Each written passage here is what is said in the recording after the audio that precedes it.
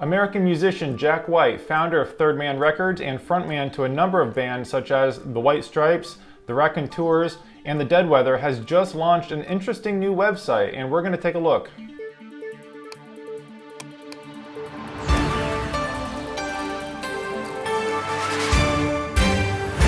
Hi, I'm Kyle, and this is my co-host Alf, and you're watching a brand new series where I fill you in on all the latest news and developments in the graphic design and advertising world.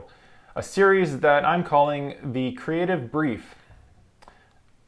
I mean, this is a channel called No Clients Allowed, by the way, so what did you expect? I mean, someone needs to stop me from naming these things, I think. Like it or not, for better or for worse, the 2020 Olympic Games are coming to a close, and naturally a global event like this has been a hotbed of confusion and controversy, and the official logo has been no exception. Now, although this logo was unveiled a few years ago, it's finally getting to be showcased in all its glory. The logo, which was designed by Asayo Tokolo, a Japanese designer, has a notable checker pattern which resembles a popular Japanese design style called Ichimatsu Moyo, which is from the Edo period between 1603 and 1876. Personally, although I do think it's a little underwhelming, I kind of like the Ichimatsu and Edo period reference in style. It's kind of fun, it's interesting, and it's a cool emblem that obviously ties in with the circle theme that's going on this year. But I think the typography is where the logo falls short. It's too conservative, and I kind of wish they played around with the circle theme a bit more. Especially since 2020 has 2 zeros and the Olympic logo has 5 rings, it only makes sense. But to their credit, I'm sure it was an absolute nightmare to design a logo like this, especially when the entire event gets postponed, and changing it to 2021 certainly throws a wrench into the mix. But the Olympics has a long history of logos and historical design challenges, and Fast Company has an interesting article titled "The Best Olympic Logos of All Time According to Design Experts." The link is in the description below. But this article talks about just that. They asked 6 graphic designers to identify the greatest Olympic logos of all time. The 6 logos to make the list was Tokyo 1964, which features Japan's iconic red sun.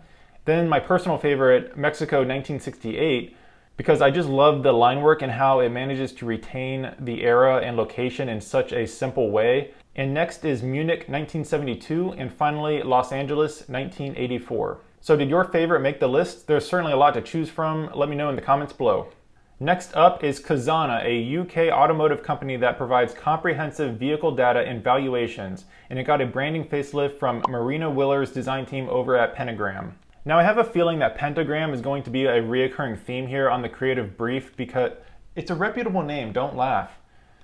Because they are one of, if not the best design agencies in the world, and it's comprised of all-star players such as Michael Beirut and Paula Scher, and everything that churns out of this design factory seems to be cutting edge. And Cazana's fresh coat of pentagram paint is no exception. This identity package consists of a new logo and icon. There's some type treatments, there's a color palette, lots of eye-catching animations, a comprehensive website which is ported to and showcased on multiple screens and device types. And it looks like there are some examples of how the brand can carry over to print and your run-of-the-mill marketing swag.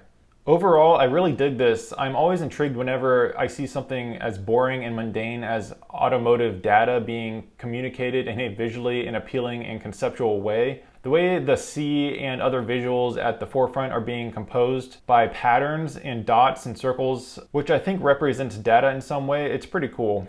And all of the motion is done by zooming in and out of these dot patterns, which is referenced as macro and micro information. Now, speaking as a designer who works heavily in finance-based corporate design, I think that there is a lot of use case applications for these graphical elements that we're seeing. There's even a few examples where they are using circles to convey the data and information, but I would be interested to see this kind of branding being used in real company documents over a long period of time. So will this simplistic display continue to remain pretty and consistent in real world uses, let's say 3, 6, maybe 12 months from now? Only time will tell, but from a quick high-level view of this new brand identity, it seems like it could be variable enough to hold up, but we'll see.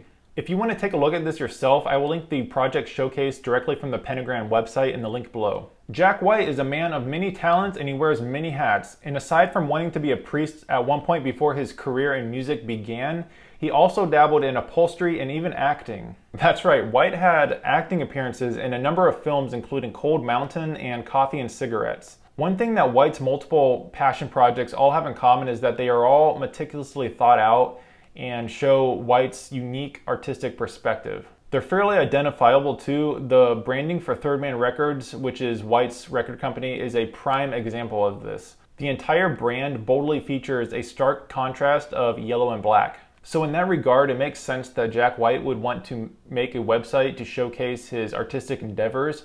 The website is called Jack White Art and Design, and it certainly reads as an artistic portfolio containing White's endless body of work. Except now we're introduced with a new color, blue. Look at that, he even dyed his hair blue.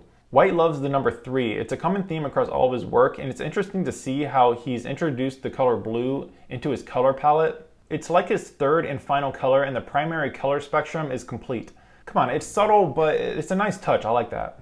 Now if we scroll down, we see a full screen image slider. If we scroll down again, it's broken into categories that are displayed as full screen tiles. And I want to jump into the graphic design category real quick. There's a lot of album covers here, especially the super early White Stripes stuff. And these show posters from 97 to 2001, which are pretty cool to see. These are actually really good. How much was he involved in this? I wonder if it says. Completed with either a pack of simple letters, stickers, or the most basic turn-of-the-century version of Photoshop. So yeah, this one says photo by Zedico. So it looks like he did design these himself, and I think these are really good. The style, especially the type treatment, reminds me a lot of David Carson. It has the grunge type that defies any grid system, and it's not actually easy to do. There's a section for sculpture. I kind of want to look at that. Yeah, this is the first time I'm seeing any of this. It looks like he used hot glue or something right here. And we can see some of his influences, all prominent historical figures. No contemporary figures here, because I guess that makes sense. White definitely likes to draw from history. But yeah, I think this is pretty interesting. He has a section for exhibitions, nothing to show currently, but maybe he's keeping his options open. I love seeing how Jack White has been able to branch out into other areas outside of music, especially areas that he clearly draws inspiration from. And he's been able to tie these different areas of interest together in such a unique way that it's formed a recognizable brand for himself throughout his career. I wonder if he has a more specific idea of who this website is for, or is it just for Jack White fans like myself? Or how is he reaching people? I mean, I would assume he's probably promoting it through Third Man in some way. Also, I'd be interested to see how it evolves over time. Maybe some future exhibitions are in the works. This seems to have a social media presence on Instagram as well, so maybe it's safe to assume that he intends to add more work to this and maintain it over time. Either way, that's about it. This has been the pilot episode of The Creative Brief. Let me know what you guys think about any of the stuff that we just talked about, or if you have any suggestions or something you want to see in the next episode. So be sure to like and subscribe, and we'll see you next time.